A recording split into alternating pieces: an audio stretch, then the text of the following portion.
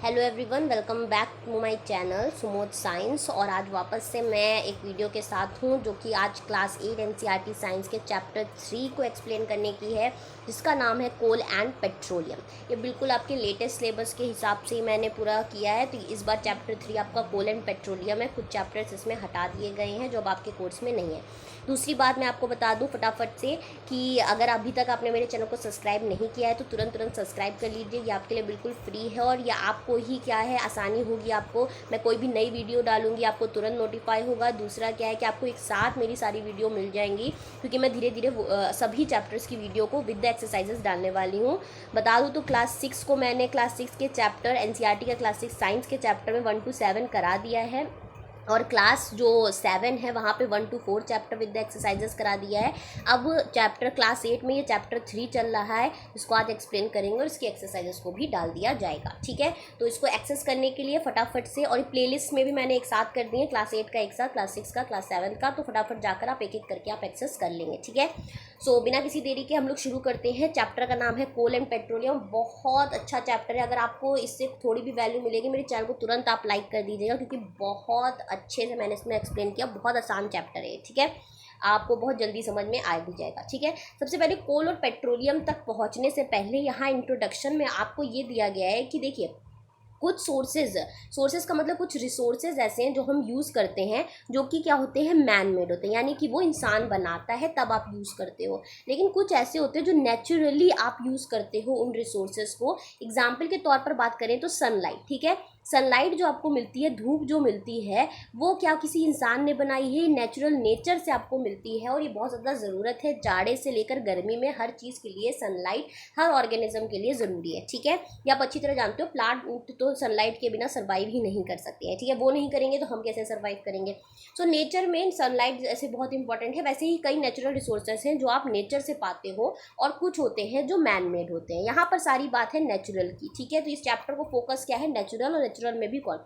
तो अब नेचर से जो रिसोर्सेज मिलते हैं वो दो तरीके के होते हैं। एक इनएग्जॉस्टिबल का मतलब होता है वो जो ख़त्म कभी नहीं होंगे, आप कितना भी यूज़ करो ये ख़त्म नहीं होने वाले। ठीक है, तो these resources are present unlimited. ये आपको अनलिमिटेड मिल रहे हैं, इनकी क्वांटिटी नेचर में बहुत है। और ये ह्यूमन एक्टिविटी, ह्यूमन जितना भी यूज़ करे ये कभी भी एग्जॉस्ट नहीं होंगे, नॉट लाइकली टू।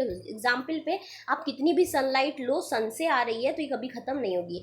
एयर की क्वालिटी की बात नहीं हो रही, क्वालिटी ख़राब हो रही है वो बात अलग है पोल्यूशन की वजह से, पर एयर जो आपके अमाउंट में आपके एटमॉस्फेयर में प्रेजेंट है वो हमेशा प्रेजेंट रहेगी और वो भी कभी ख़त्म नहीं होगी। ठीक है, एयर की बात हो रही है। नेक्स्ट बात करें तो दूसरा जो प्रकार होता है वो होता है एग्जॉस्टिबल नेचुरल रिसोर्सेज, जो ह्यूमन एक्टिविटीज़ की वजह से एक दिन ख़त्म हो जाएगा, इसको हमें संभाल के यूज़ करने की ज़रूरत होती है। ठीक है, वो नेचुरल रिसोर्सेज क्या होते हैं, एग्जॉस्टिबल होते हैं। एग्जाम्पल के तौर पे बात की जाए तो फॉरेस्ट, अगर आपने ढंग से यूज़ नहीं किया, फॉरेस्ट आपने क्या किया, काट दिए, तो ये दोबारा से डेवलप होना बहुत ज़्यादा मुश्किल है, और ऑक्सीजन भी हमें फिर कम मिलती है। तो ये रिसोर्सेज जो फॉरेस्ट है, इसे बने रहने के लिए ह्यूमन एक्टिविटी को कम करना होगा।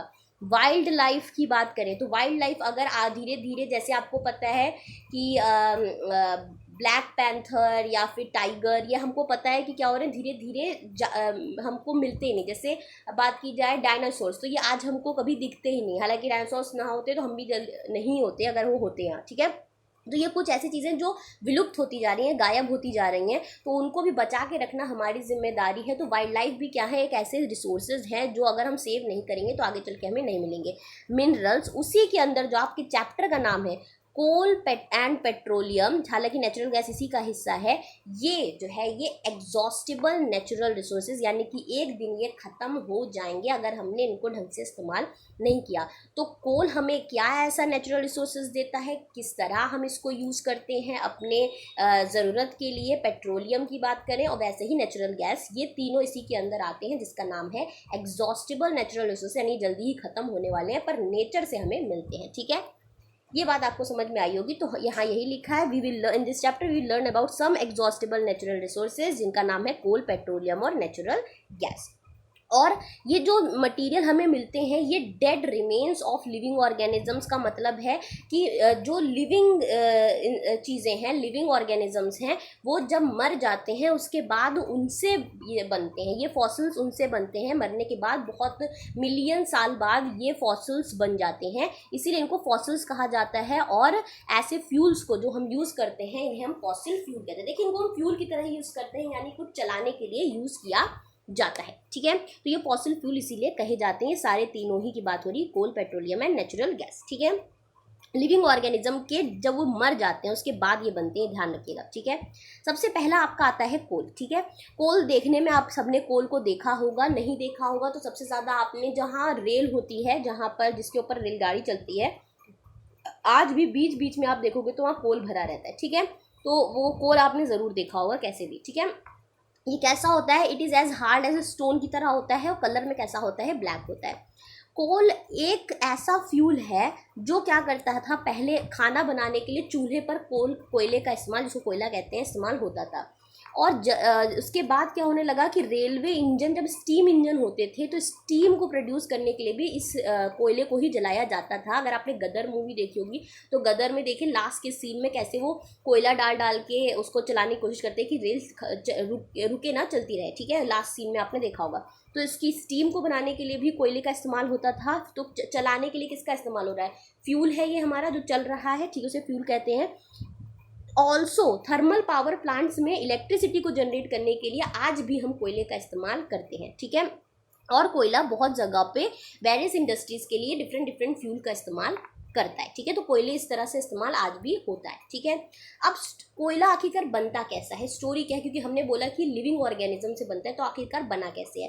तो 300 मिलियन ईयर्स, 300 मिलियन आप सोच लीजिए कि कितने साल पहले क्या होता था कि अर्थ के पास एक डेंस फॉरेस्ट था। कहाँ पर, लो लाइंग वेटलैंड एरियाज में। ठीक है, लो लाइंग माने कि मान लीजिए ये ऊपर है और इससे थोड़ा नीचे जाते हुए एक लो वेटलैंड एरिया था, पूरा फॉरेस्ट था। ठीक है, जंगल था, पूरा पूरा जंगल जंगल जंगल जंगल था, नीचे की ओर था। ठीक है, अब हुआ क्या कि ये जो जंगल था, ये मान लीजिए फ्लड आया, खूब सारा फ्लड आया, फ्लड आया, फ्लड आया, और ये क्या किया कि बह गया। ठीक है, बहने इस पर मिट्टी आ गई पूरी हर तरीके की, और ये पूरा क्या हो गया, धस गया, दब गया। ठीक है, बरीड हो गया। ठीक है, सॉइल के अंदर।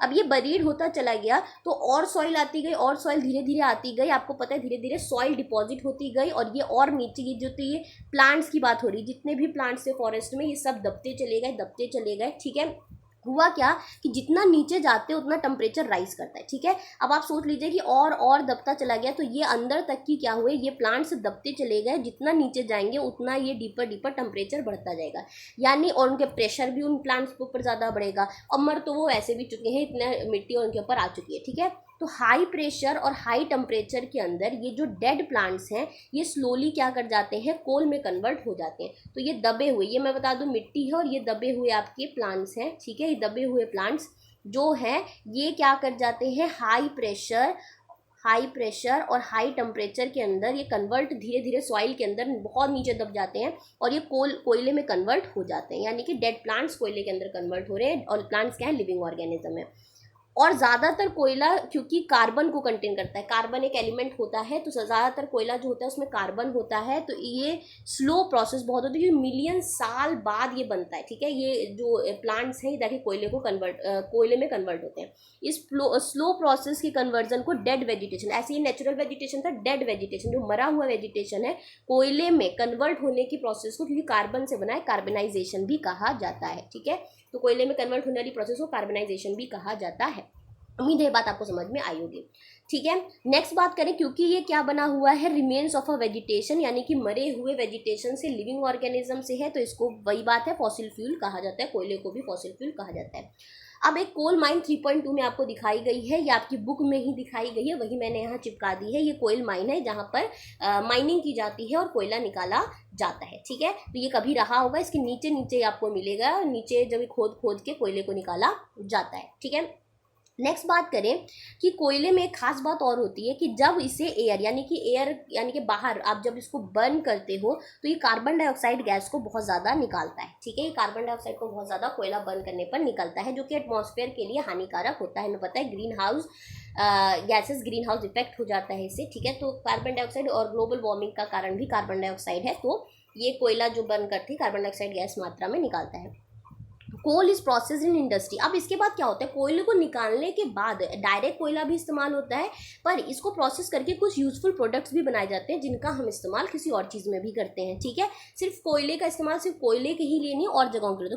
तो कुछ प्रोसेस करके कोल से ही क्या बनता है, कोक बनता है, जो कि सॉलिड फॉर्म में होता है, ठीक है। कोक बनता है जो कि क्या होता है, सॉलिड फॉर्म में होता है। मैं आपको दिखा दूँ तो ये देखिए, ये कोक है, ठीक है।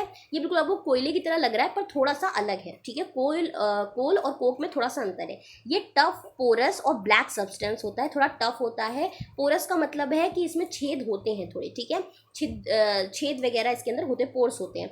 It is an almost pure form of carbon, और ये बिल्कुल प्योर फॉर्म, क्योंकि हमने ये भी कहा कोयले में भी ज़्यादा कार्बन होता है और ये भी almost pure form of the carbon है, ठीक है। तो कोक की बात करें तो ये यूज्ड किस में होता है, जब कोक बना लेते हैं कोल से प्रोसेस करते हुए जब हम कोक में कन्वर्ट कर देते हैं, तो इस कोक का हम मैन्युफैक्चरिंग किस में कर सकते हैं, स्टील बनाने में इसका यूज़ होता है, और बहुत सारे मेटल्स के एक्सट्रैक्शन के लिए भी इसका यूज़ होता है, ठीक है। तो ये बात ये हो गई। नेक्स्ट बात करें तो इससे क्या और बनाया जाता है, कोलतार। कोलतार आपने ऐसे भी देखा होगा, बहुत पहले डामर्स में यही इस्तेमाल होता था, ठीक है, कोलतार, ठीक है। जब रोड बनती थी तो कोलतार आपने देखा होगा, ठीक है। ये black thick liquid with an unpleasant smell. तो ये क्या है, अब देखो कोलतार लिक्विड में, कोयले का ही कन्वर्जन कोलतार में अगर होता है कुछ इस तरीके से, तो ये इस तरह से लिक्विड बनता है काला काला, ठीक है। पहले इसकी सरफेसिंग की जाती थी, जो बनते हैं क्या उसे कहते हैं, रोड्स वगैरह बनते हैं उसके ऊपर, बट आजकल ये इस्तेमाल नहीं होकर ब्यूटेन होता है। ब्यूटेन भी आपके कोर्स में भी आगे पता चलेगा। तो और कोलतार का क्या क्या इस्तेमाल होता है, सिंथेटिक डाई बनाने में, ड्रग्स, ठीक है, एक्सप्लोजिव्स, परफ्यूम्स बनाने में, प्लास्टिक पेंट्स वगैरह बनाने में भी कोलतार का इस्तेमाल होता है, फोटोग्राफिक मटेरियल्स में भी इसका इस्तेमाल होता है, और रूफिंग मटेरियल्स में भी इसका इस्तेमाल होता है। तो कोलतार का इतने जगह इस्तेमाल होता है। नेक्स्ट बात करेंगे तो कोल गैस। देखिए इंपॉर्टेंट आपके लिए ज़्यादातर ये है कि कोयले से 3 चीज़ें बनती हैं, बट इनका यूज़ भी आप जान लो तो थोड़ा अच्छा रहता है, थोड़ी मोटी मोटी आपको नॉलेज होनी चाहिए। इसके अलावा जो कोल गैस बनता है ये बहुत ही फ्यूल का इस्तेमाल करता है इंडस्ट्रीज़ में, मतलब कि कोल गैस का भी इस्तेमाल हम करते हैं। अब कोल गैस को भी मैं दिखा दूं आपको, कोलतार है, ये कोल गैस है, ठीक है। तो ये बात ध्यान रखिएगा, कोल गैस कब निकलती है, जब प्रोसेसिंग कोल की कोक बनाने में हो रही थी उस दौरान जो गैस निकल रही होती है वो कोल गैस होती है। तो इस गैस का भी हम इस्तेमाल करते हैं, ठीक है। अब इस गैस का इस्तेमाल एज अ फ्यूल किया जाता है, ठीक है। अब पहले क्या होता था कि कोल गैस जो है वो क्या करती थी कि उसको स्ट्रीट लाइटनिंग के लिए, ठीक है, कि इस गैस का इस्तेमाल करके हम क्या करते थे कि स्ट्रीट यानी कि रोड पे जो लाइट्स हैं उनकी लाइट को जलाने के लिए पहली बार इस्तेमाल हुआ था इस कोल गैस का लंदन में, ठीक है। वो निकल तो गैस रही थी, मतलब यूजलेस थी, उसका यूज़ कर रहा हम लोगों ने, और जब कोल और कोक में जो गैस निकली थी इसका इस्तेमाल किया, इसको स्टोर किया, और इससे हम क्या मदद कर पा रहे थे, स्ट्रीट लाइट जला पा रहे थे। पहली बार लंदन में 1810 में जलाई गई थी, फिर न्यूयॉर्क में 1820 में जलाई गई थी, ठीक है। लेकिन नाउ डेज ये हीट के लिए ज़्यादा यूज़ होता है रैदर देन लाइट, यानी कि हीट एनर्जी हमें गर्माहट मिले इसके लिए कोल गैस का इस्तेमाल करते हैं, बट लाइट के लिए कम होता है, जैसे पहले स्ट्रीट लाइटिंग में हुआ था। ये थोड़ा सा आपको एक ब्रीफ दिया गया था इसलिए मैंने यहाँ पर दे दिया है, ठीक है। नेक्स्ट बात करें तो कोल पूरा खत्म हो गया है। कोल में आपने क्या जाना, कोल में आपने ये जाना कि 3 चीज़ें कोल से बनती हैं। कोल जो है ऐसे भी डायरेक्ट भी यूज़ किया जाता है, कोल को रिफाइन करके कोक बनाया जाता है, कोलतार और कोल गैस, इनकी तीनों की भी अपने अपने कुछ यूजेस हैं, वो यूजेस यहाँ पर लिख दिए गए हैं, आपको बताए भी दिए गए हैं। अब नेक्स्ट बात आती है नेक्स्ट चैप्टर में जो इसी में है, वो है कोल एंड पेट्रोलियम नाम है, पेट्रोलियम, ठीक है। पेट्रोलियम नाम से आपको पेट्रोल तो तुरंत ही याद आ गया होगा, और पेट्रोल में आप जानते हैं कि पेट्रोल आप अपने ऑटोमोबाइल जैसे कि मोटरसाइकिल, स्कूटर, और आपके घर कार होगी तो आप लोग उसमें भरवाते ही होंगे, ठीक है। तो ये पेट्रोल एक पार्ट है जो पेट्रोलियम से निकलता है, बनता है, ठीक है। तो आपको क्या ध्यान रखना है कि पेट्रोल और डीजल जो आप सुनते हो ये ऑब्टेन कहाँ से होते हैं, एक नेचुरल रिसोर्स मिलता है हमें पेट्रोलियम, जो कि क्या है, नेचुरल रिसोर्सेज से हम पेट्रोलियम निकालते हैं, इस पेट्रोलियम के अंदर से हम पेट्रोल और डीजल को निकाल पाते हैं, ठीक है। तो ये पेट्रोलियम की यहाँ बात हो रही है, ठीक है। अब देखिए पेट्रोलियम वर्ड डेराइव कहाँ से है, पेट्रा का मतलब होता है, जो पेट्रोलियम में पेट्रा है इसका मतलब रॉक होता है, ओलियम का मतलब ऑयल, यानी कि इसे माइंड किया जाता है। माइंड का मतलब आप जानते हो ना कि माइनिंग का क्या बताएं, कि अंदर से खोद खोद के जो निकालने को कहते हैं, ठीक है। तो रॉक्स के बिटवीन जो रॉक्स होती हैं उसको हटाकर बीच में से ये अंडर द अर्थ इनको निकाला जाता है। ये ऑयल और जो पेट्रोलियम है ये एक ऑयल टाइप का है, ये निकलता है, और इसी के साथ इसी के अंदर नेचुरल गैस भी होती है, ठीक है। आपकी बुक में हालांकि ये डायग्राम दिया है, पर मैं इस डायग्राम से आपको अच्छी तरह से नहीं समझा पाई, इसलिए मैंने और डायग्राम्स को सर्च किया और गूगल से मैंने कुछ डायग्राम्स और भी लिए।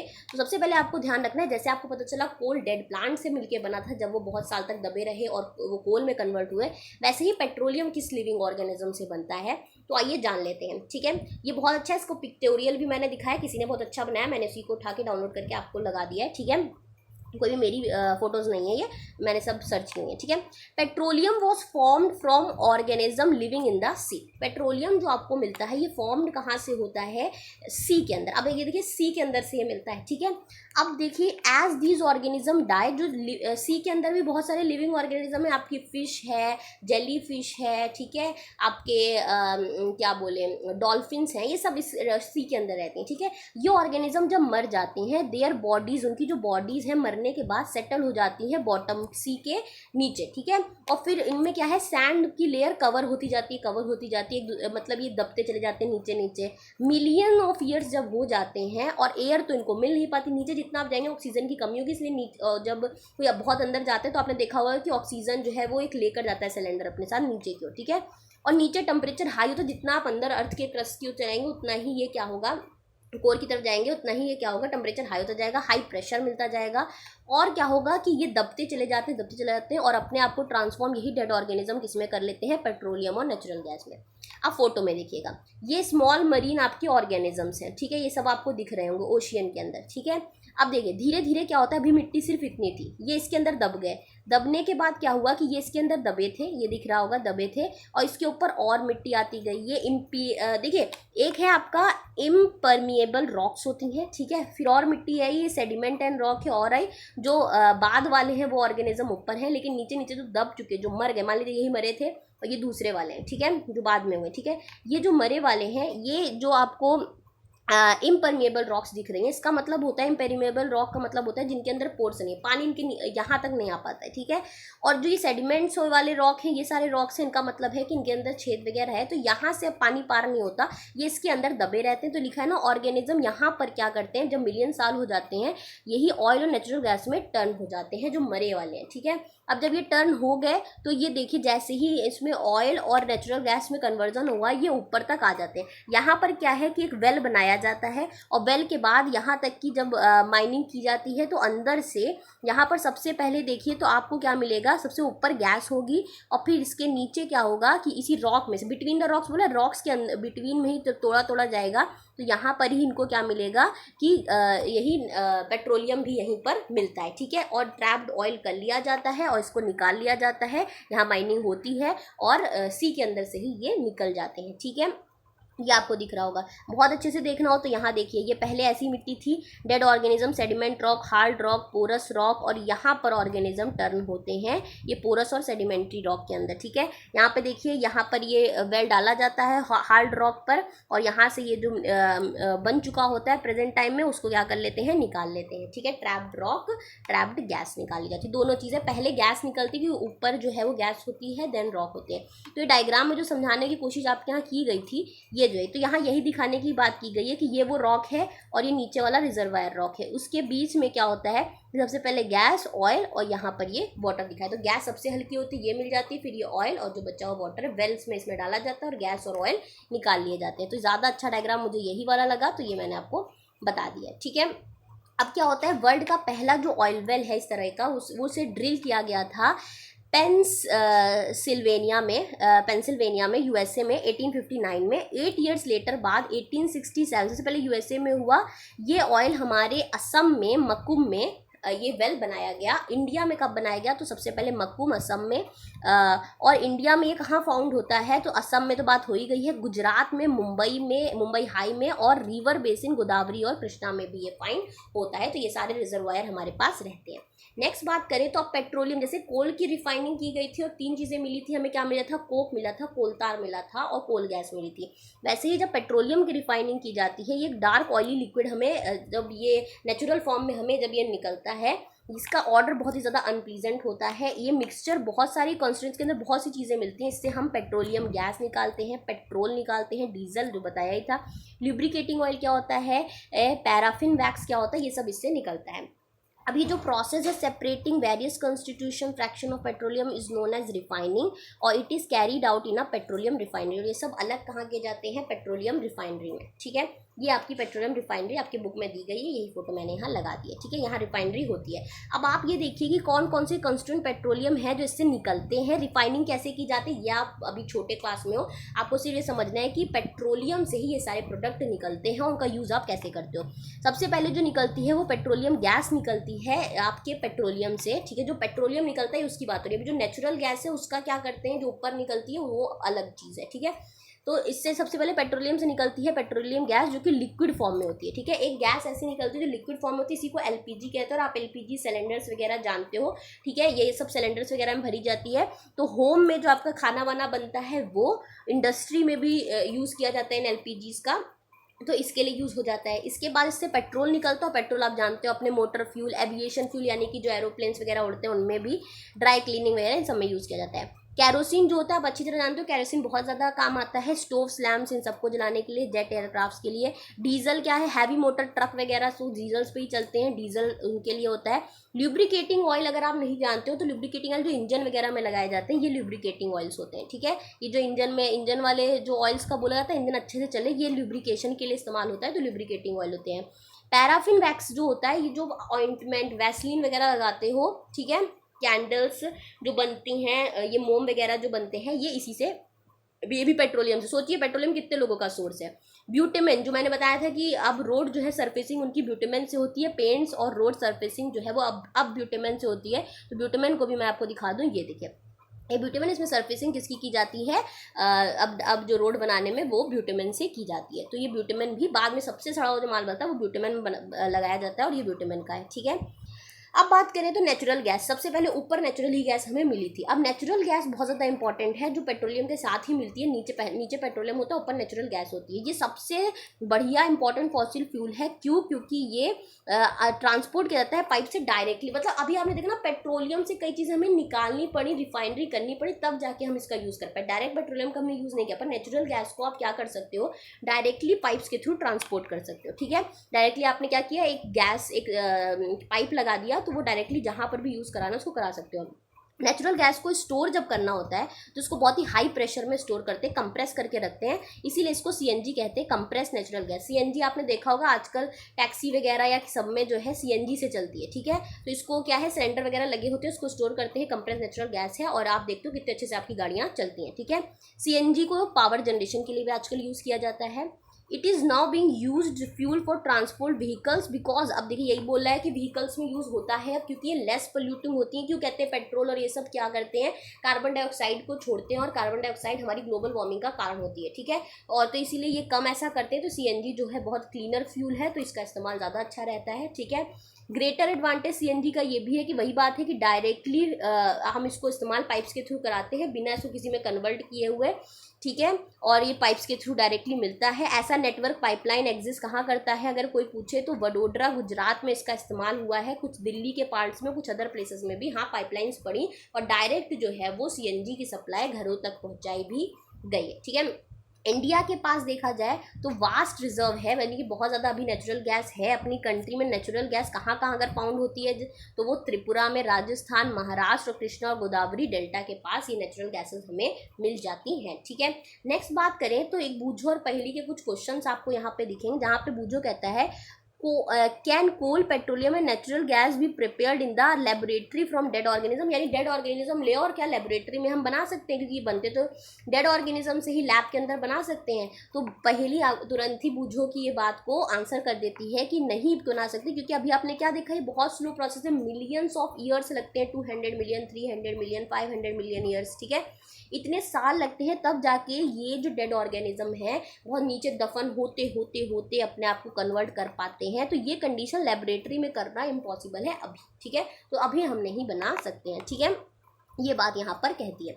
नेक्स्ट बात करें कि कुछ नेचुरल रिसोर्सेज जो हैं लिमिटेड होते हैं। अब लिमिटेड का मतलब क्या है कि हाँ, जैसे कि हमारी कोल और पेट्रोलियम एक फॉसिल फ्यूल ऐसे ही है, क्योंकि हमें क्या पता चलता है कि डेड ऑर्गेनिज्म है और मिलियन ऑफ ईयर्स जो है लग जाते हैं इसको कन्वर्ट होने में, इस फ्यूल में। तो मिलियंस ऑफ ईयर्स लगते हैं और आप ख़त्म जल्दी करोगे। और दूसरी बात है कि ये जो रिजर्व है ये अभी कुछ ही 100 ईयर्स जो है वो चलेंगे, और जब फ्यू 100 ईयर्स चलेंगे और बनने में इसको मिलियन ऑफ ईयर्स लगे थे और बनने के लिए मिलियन ऑफ ईयर्स चाहिए, तो बीच की जो मान लीजिए आपने तो यूज़ कर लिया, लेकिन आपके पास आने वाली जनरेशन कुछ तो वो यूज़ ही नहीं कर पाएंगी, वो बेचारे कैसे जाएंगी, ठीक है। तो पेट्रोल तो धीरे धीरे खत्म हो जाएगा, ये आपने सुना होगा, एड्स में देखा होगा।